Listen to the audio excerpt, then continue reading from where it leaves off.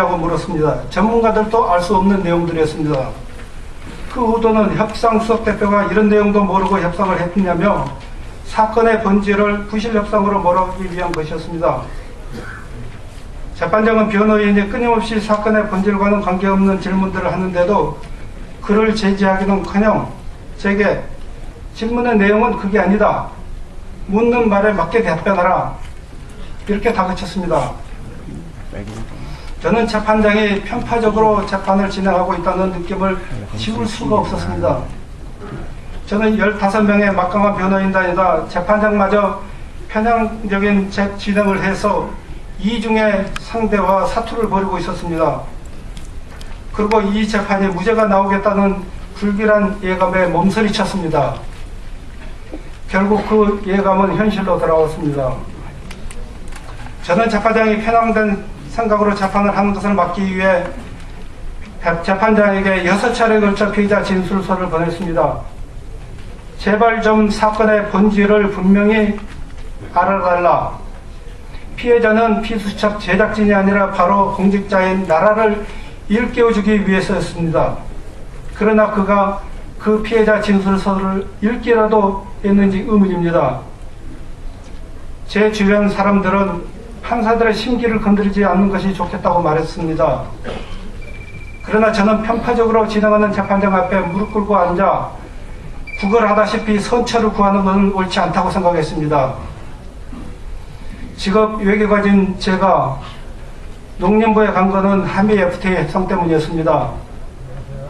휴스턴에 총영사로 있을 때였는데 아무도 한미 FTA 농업 협상을 맡으려 하지 않았습니다.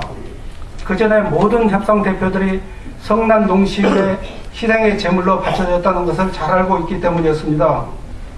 저도 처음에는 주저했습니다.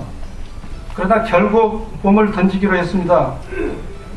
위험하다고 피하는 것은 공직자의 자세가 아니라는 신념 때문이었습니다. 피를 말리는 전장이었고 저는 농업의 피해를 최소화하고 동시에 미국을 만족시킬 수 있는 방법은 거의 불가능해 보였습니다.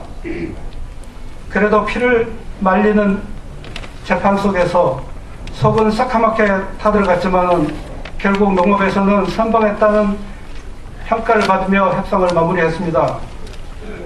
그 다음에 온 게 1년 뒤 쇠고기 협상입니다. 쇠고기 문제는 외형상 미국 쇠고기의 안전성에 관한 문제처럼 보이지만 그 이면에는 경쟁력을 갖춘 미국 쇠고기로부터 국내 축산업을 보호하기 위한 이중성을 가지고 있었습니다. 당연히 정치적인 이슈일 수밖에 없었습니다. 저도 한미 FTA 농업협상에 임무를 마쳤으니 외교부로 돌아가겠다고 의사표시를 한 다음이었습니다. 그렇지만 저는 공직자로서 양심상 도망가듯 쇠고기 문제를 피할 수 없었습니다. 쇠고기 협상은 결과가 어떻게 되든지 돌맞을 각오를 해야 되는 위험한 모험이었지만 노무현 대통령이 부시 대통령에게 국제 기준으로 해결하겠다고 약속해 놓고도 지키지 않은 국가 간의 신의의 문제였습니다. 쇠고기 문제는 한미 관계에서 더 이상 미룰 수 없는 상태에 와 있었습니다. 미국 쇠고기의 안전성 문제, 이건 참여정부에서도 전혀 문제가 없다고 판단했습니다. 전문가들도 그런 의견이었고 실제로도 미국 쇠고기를 먹고 광우병에 걸린 사람이 한 사람도 없습니다.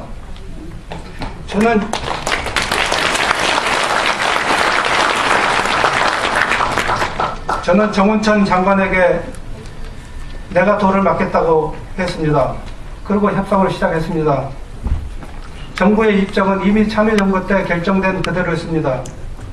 피를 말리는 협상을 했고 미국 대표는 너희는 대통령이 약속한 것도 지키지 않느냐며 굴욕적인 말까지 했습니다. 미국은 국제수역 사무국의 기준에 완전 준수를 요구했지만 저는 그보다 더 많은 것을 요구했습니다.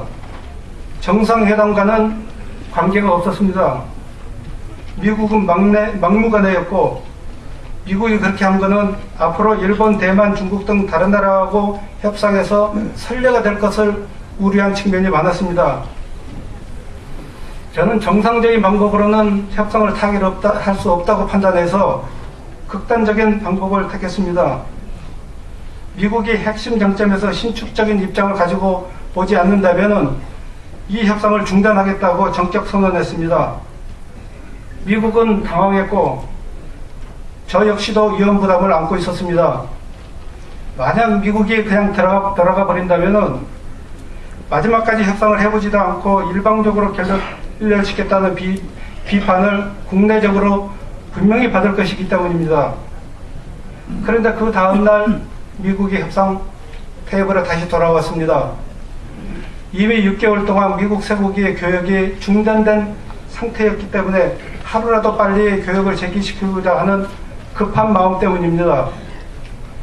밤새워서 줄다리기를 하면서 협상을 했고 저는 국제 기준인 OIE 기준보다 더 많은 것을 양보를 받아내고 협상을 타결했습니다.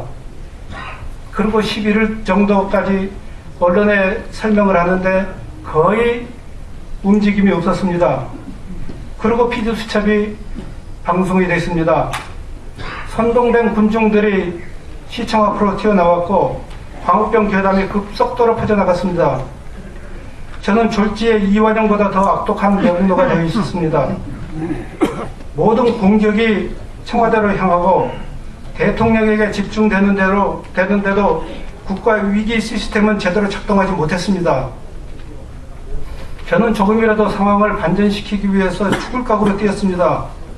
그렇지만 나서는 이가 없었습니다. 쇠고기 협상에 대해서 조금이라도 소위적인 말을 했다가는 역적이 되는 분위기였습니다. 누군가 제 휴대폰과 사무실 전화번호를 인터넷에 띄워올리고 폭탄 문자를 보내자고 선동을 했습니다. 비방과 저주와 협박의 전화와 문자 메시지들이 쉴 새 없이 저는 물론 제 가족에게 퍼부어졌습니다. 매국노 광우병 오적은 물론 심지어 가서 죽이겠다는 협박이 걷잡을 수 없었습니다. 아마도 저는 세계에서 가장 독하고 많은 악플을 받은 사람으로 기네스북에 오를 것입니다. 저는 테러의 위협에 봉착해서 마스크와 모자를 쓰고 숨어 다녀야 했습니다. 광화문 광장에선 제 허수아비가 불태워졌습니다. 저는 한여름 소나기 같이 쏟아지는 비난과 야유 속에서 국가는 무엇인지 공직자는 어떻게 해야 되는지 깊은 회한에 빠졌습니다. 저는 거의 죽음 직전의 상황에까지 몰렸습니다. 바위산에서라도 뛰어내리고 싶은 때가 한두 번이 아니었습니다. 저는 우황청심환을 먹으면서 이를 악물고 견뎠습니다.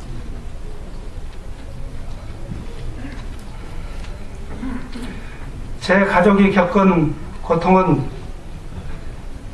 말로 표현할 수가 없습니다. 겪어보지 않은 사람은 짐작조차 할 수가 없을 겁니다. 가장 마음 아픈 것이 제 아이들이었습니다.